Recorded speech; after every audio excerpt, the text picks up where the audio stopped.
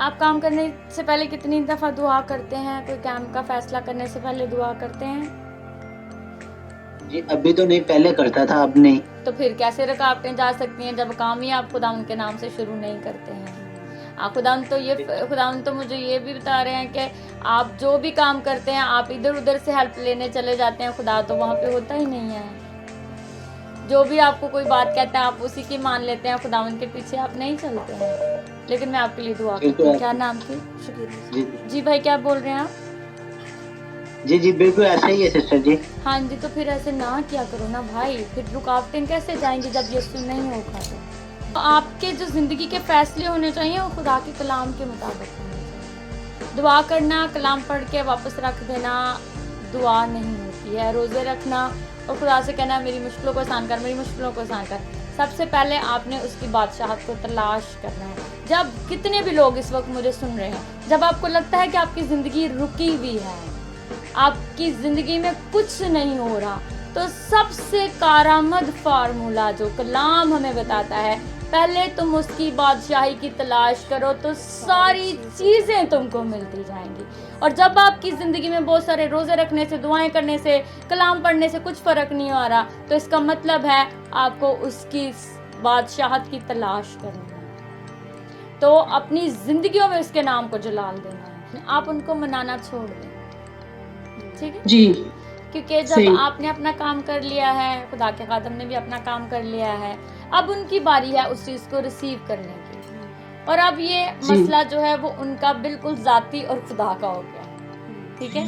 तो इस लड़ाई को अपने घर से ख़त्म करें, राइट? आप यीशु के नाम से दुआ करती हैं, आप यीशु के नाम से कंटिन्यूसली दुआ करें, ठीक है? और इस जंग को ख़त्म करें, इस लड़ाई की कैफियत को अपने घर में से ख़त्म करें। सिस्टर जी, खुदा हमें नहीं ना दे रहा, औलाद नहीं दे रहा। तो सिस्टर मेरी बात सुने, खुदा जो है ना वो रहम करने वाला खुदा है, वो फजल से भरा हुआ खुदा है। और हमें दुआ जो हम पे जो फजल हुआ है वो यीशु की वजह से हुआ है, आपकी वजह से या आपके हस्बैंड की वजह से या मेरी वजह से या किसी और की वजह से नहीं है।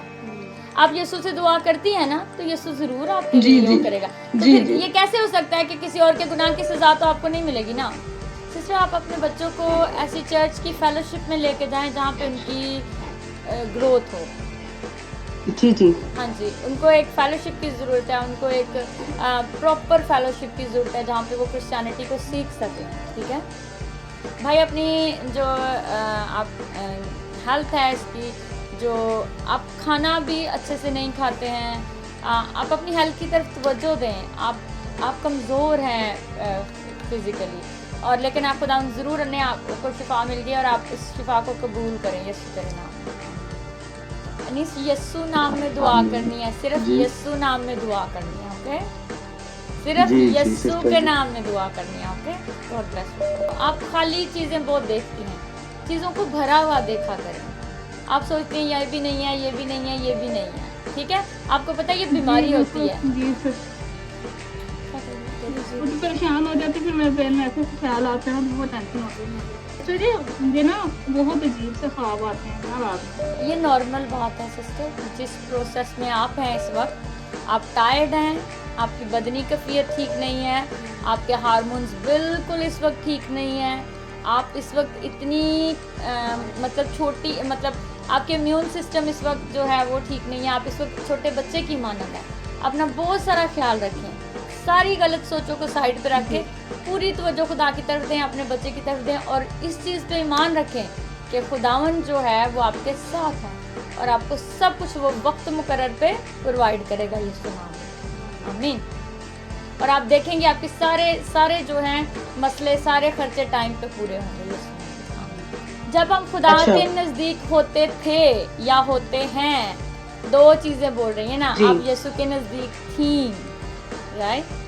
जी। तो वो फिर हाँ जी, ठीक कैसे हो गया? वो तो हमेशा होना चाहिए, ऑल द टाइम। तो जी तुसी अज तो जान लो कि प्रभु तुहाडे नाल है और तुसी ओदी प्रोटेक्शन से हो। तुहाडे मेके वाला परिवार भी ओदे हत्थां दे थल्ले आ, ओदे कवि हत्थां दे थल्ले आ, और वो जोरवर खुदा है और प्रभु है उस सबका।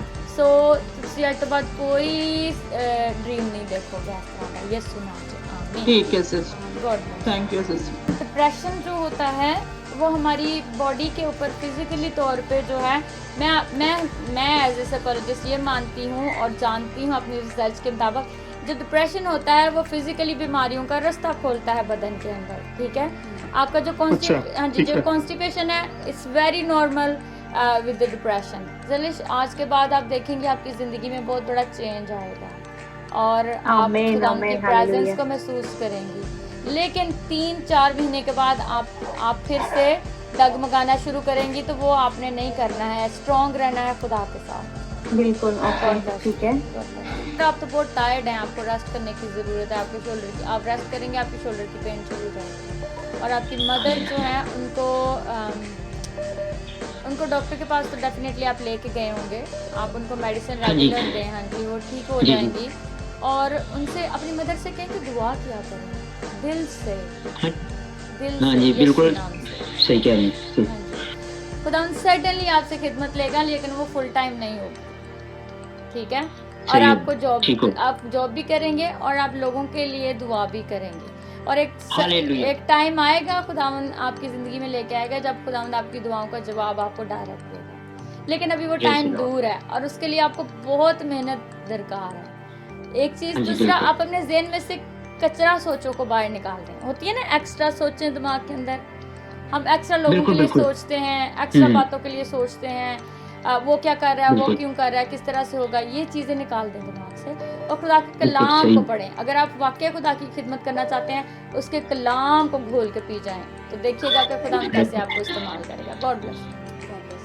जब आप बताते हैं आपको स्टमक का मसला है, तो वो नॉर्मल बात होती है, आप कोई भी हार्ड फूड नहीं खा सकते, हम जानते हैं। जितना आप कम बोलेंगे हम जल्दी आपके लिए दुआ कर पाएंगे। आपने कहा है आपको स्टमक का मसला है क्योंकि आप बहुत ज़्यादा परेशान हैं। जब हम बहुत ज़्यादा परेशान होते हैं, एंक्शियस होते हैं, एंग्जाइटी होती है, हमें स्टमक का मसला होता है, ठीक है। दूसरी बात, जब भी आप काम शुरू करते हैं आप दुआ के साथ नहीं करते हैं, आपके घर में दुआ की कमी है, कलाम पढ़ने की कमी है। हाँ, नॉर्मल तरीके से मतलब करते तो है। नॉर्मल और अब नॉर्मल क्या होता है क्रिश्चियनिटी में? नॉर्मल क्रिश्चियनिटी में ऑल द टाइम दुआ होती है जी, जैसे मतलब अब नॉर्मल क्रिश्चियनिटी में कम दुआ होती है। उसके बाद नॉर्मल और नॉर्मल, पता नहीं कितने लोग इस वक्त हमें देख रहे होंगे, 30, 40, 50। नॉर्मल और अब नॉर्मल क्रिश्चियनिटी क्या होती है? नॉर्मल दुआ क्या होती है? नॉर्मल दुआ वो होती है 5 टाइम दुआ करना, 3 टाइम दुआ करना, चर्च जाना, तैयार होना, संडे टाइम। ये नॉर्मल लोग कंसीडर करते हैं। जब हम क्रिश्चियन हैं और हमारी ज़िंदगियां बदल नहीं रही हैं, this is very clear message, हम खुदा से दूर हैं। हमारी ज़िंदगियों में जब बहुत सारी कठिनाइयाँ, परेशानियाँ हैं, तो हमारा खुदा के साथ रिश्ता नहीं है। सिस्टर नशीन मुझे कहते हैं इनकी बात सुने, उनकी बात पूरी सुने। जब आप बहुत सारी बातें करते हैं तो इसका मतलब है हम बहस कर रहे हैं, क्योंकि हम किसी भी बात को अपने अंदर पूरी तरीके से नहीं लेते हैं। नॉर्मल क्रिश्चियनिटी क्या है? बार्गेन करते हैं खुदा के साथ, ये भी दे दे, ये भी दे दे, ये भी दे दे, आए हमारे बाप सलाम मरियम, खुदा हाफिज़, खुदा। ये नॉर्मल क्रिश्चियनिटी नहीं। खुदा से बात करें, उससे कहें खुदा मैं जहाँ पे गलत हूँ मुझे तंबीह कर, मेरे रास्तों को सीधा कर। क्या खुदा ये काम मैं कर सकता हूँ या नहीं कर सकता हूँ? क्या ये काम मेरे लिए ठीक है? और फिर कैसे हो सकता है खुदावंद आपको सीधा रास्ता ना दिखाए? मैं अफसोसदा होती हूँ, सैड होती हूँ ये सारी चीज़ें सुन के, जब लोग कहते हैं मैं आपके लिए दुआ करती हूँ। क्या नाम है इनका? इनका नाम है सोनिया। आप नाम है सोनिया के लिए मुकम्मल हेल्थ को मांगती हैं, खुदा इनके स्टमक के लिए